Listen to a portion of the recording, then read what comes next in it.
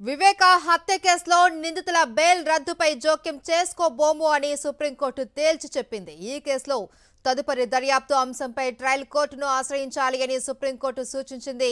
వివేక హత్య కేసులో నిందితుల బెయిల్ రద్దు చేయాలి అన్న పిటిషన్లను సుప్రీంకోర్టు విచారించింది. ఈ కేసులో సిబిఐ దర్యాప్తు ముగిసిందని కోర్టుకు తెలిపారు అడిషనల్ సొలిసిటర్ జనరల్ రాజు. తదుపరి దర్యాప్తు అంశంపై కోర్టుదే నిర్ణయమన్నారు ఏఎస్జీ. తదుపరి దర్యాప్తు చేయాలి అన్న పిటిషనర్ వాదనపై మీరు బస్ మిస్ అయ్యారు, ఛార్జ్ షీట్ ఇప్పటికే దాఖలైంది, ఆ దశలోనే ఈ అంశాలు చెప్పాలి కదా అన్నారు జస్టిస్ సుందరేష్. దర్యాప్తు జరుగుతున్న సమయంలో ఈ అంశాలను ట్రయల్ కోర్టులో ఎందుకు చెప్పలేదు అని ప్రశ్నించారు. ఇలాగే పిటిషన్స్ వేస్తూ వెళితే ట్రయల్ పూర్తి కావడానికి దశాబ్దం పడుతుందని వ్యాఖ్యానించారు. వివేక హత్య కేసులో నిందితుల బెయిల్ రద్దుపై జోక్యం చేసుకోబోబు అని సుప్రీంకోర్టు తేల్చి చెప్పింది. దీనికి సంబంధించి మరింత సమాచారాన్ని ఢిల్లీ నుంచి మా ప్రతినిధి వెంకటేష్ అందిస్తారు. వెంకటేష్, వైఎస్ వివేకానందరెడ్డి హత్య కేసులో నిందితుల బెయిల్ రద్దు చేయాలని సునీతారెడ్డి సుప్రీంకోర్టును ఆశ్రయించారు. సో ఆమె దాఖలు చేసిన పిటిషన్లపైన ఈరోజు సుప్రీంకోర్టు విచారణ జరిపింది. జస్టిస్ సుందరేష్ నేతృత్వంలోని ధర్మాసనం ఈ కేసుపైన దాదాపు 40 నిమిషాల పాటు విచారణ జరిపింది. సో విచారణ ముగిసిన తర్వాత ఈ కేసులో నిందితుల బెయిల్ రద్దు చేయాలన్నటువంటి అంశంపైన తాము ఈ దశలో జోక్యం చేసుకోలేమని సుప్రీంకోర్టు స్పష్టం చేసింది. అలాగే మరొక ప్రధానమైనటువంటి అభ్యర్థన, ఈ కేసులో లార్జర్ కాన్స్పిరసీ ఉంది కాబట్టి ఫర్దర్ ఇన్వెస్టిగేషన్ చేయాలని సునీతారెడ్డి దాఖలు చేసినటువంటి పిటిషన్ పైన ఆ పిటిషన్ కు సంబంధించినటువంటి నిర్ణయాన్ని ట్రయల్ కోర్టు పంపించింది. తదుపరి దర్యాప్తు జరపాలా లేదా అన్నటువంటి అంశంపై నిర్ణయం పైన ట్రయల్ కోర్టును సంప్రదించాలని, అక్కడ ఆ మేరకు ట్రయల్ కోర్టులోనే కేసు వేయాలని ఈరోజు సుప్రీంకోర్టు సూచించినటువంటి పరిస్థితి. సో మొత్తానికి ఈ రెండు కీలకమైనటువంటి అంశాలు.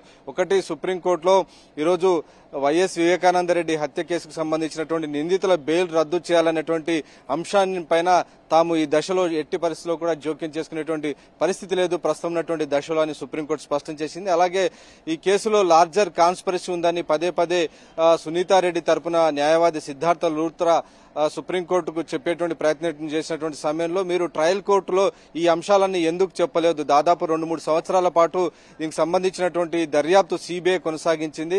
ఆ సిబిఐ దర్యాప్తు చేస్తున్నటువంటి సమయంలోనే ఈ అంశాలన్నీ ఏవైతే చెప్తున్నారో లార్జర్ కాన్స్పిరసీ కానీ ఇతర అంశాలకు సంబంధించినటువంటి అంశాలన్నీ కానీ ఎందుకు ఆ సమయంలో మీరు ట్రయల్ కోర్టులో ఎందుకు చెప్పలేదని ఈరోజు సుప్రీంకోర్టు సునీతారెడ్డిని ప్రశ్నించినటువంటి పరిస్థితి.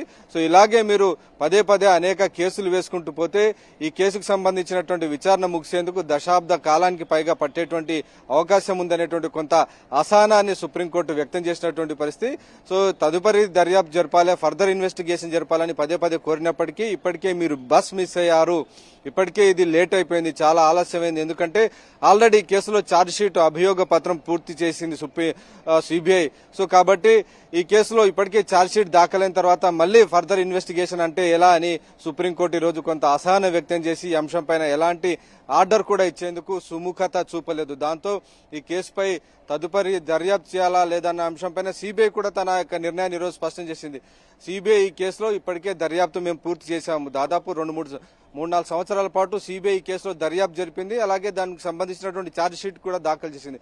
సో అదే అంశాన్ని ఈరోజు సిబిఐ తరఫున అడిషనల్ సొలిసిటర్ జనరల్ సుప్రీంకోర్టు ముందు అపియర్ అయ్యి ఈ కేసులో తమ వైపు సిబిఐ తరఫున దర్యాప్తు కంప్లీట్ అయింది, ఇట్ ఈజ్ ఓవర్ అనేటువంటి విషయాన్ని చెప్పింది. ఒకవేళ కోర్టు దీనికి సంబంధించిన నిర్ణయం తీసుకుంటే అప్పుడు మేము ఫర్దర్ గా ప్రొసీడ్ అవుతాం తప్ప మళ్లీ ఈ కేసుకు సంబంధించినటువంటి ఇన్వెస్టిగేషన్ మాత్రం తమ వైపు నుంచి పూర్తయింది అనేటువంటి విషయాన్ని సిబిఐ కేటగారికల్ గా దానికి సంబంధించినటువంటి వివరాలన్నీ కూడా సుప్రీంకోర్టుకు అందజేసింది. అడిషనల్ సొలిసిటర్ జనరల్ ఈ కేసు ప్రారంభం కాగానే దీనికి సంబంధించినటువంటి ఒక స్టేట్మెంట్ చేశారు. సిబిఐ ఈ కేసులో విచారణ పూర్తి చేసినటువంటి విషయాన్ని అధికారికంగా సుప్రీంకోర్టు చెప్పింది. సో రెండవ ప్రధానమైనటువంటి అంశం, ఈ కేసులో ఉన్నటువంటి నిందితులు సాక్షులను అప్రూవర్స్ ను బెదిరించేటువంటి ప్రయత్నం చేస్తున్నారు అనేటువంటి అంశాన్ని ప్రధానంగా సుప్రీంకోర్టు దృష్టికి తీసుకొచ్చేటువంటి సమయంలో ఈ అంశాలన్నీ మెరిట్ ప్రకారం ట్రయల్ కోర్టులో మీరు దాఖలు చేసుకోండి, ట్రయల్ కోర్టు దీనికి సంబంధించిన నిర్ణయం తీసుకుంటుంది తప్ప సుప్రీంకోర్టు ఈ విషయంలోకి ఈ దశలో తాము జోక్యం చేసుకోలేమని ఈరోజు జస్టిస్ సుందరేష్ ధర్మాసనం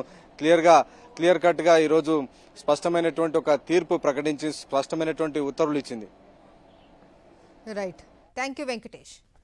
వివేక హత్య కేసులో నిందితుల బెయిల్ రద్దుపై జోక్యం చేసుకోబోము అని సుప్రీంకోర్టు తేల్చి చెప్పింది. ఈ కేసులో తదుపరి దర్యాప్తు అంశంపై ట్రయల్ కోర్టును ఆశ్రయించాలి అని సుప్రీంకోర్టు సూచించింది.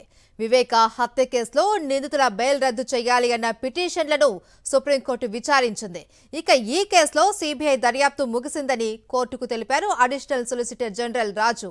తదుపరి దర్యాప్తు అంశంపై కోర్టుదే నిర్ణయమన్నారు ఏఎస్జీ. తదుపరి దర్యాప్తు చేయాలి అన్న పిటిషనర్ వాదనపై మీరు బస్ మిస్ అయ్యారు, ఛార్జ్ షీట్ ఇప్పటికే దాఖలైంది, ఆ దశలోనే ఈ అంశాలు చెప్పాలి కదా అన్నారు జస్టిస్ సుందరేష్.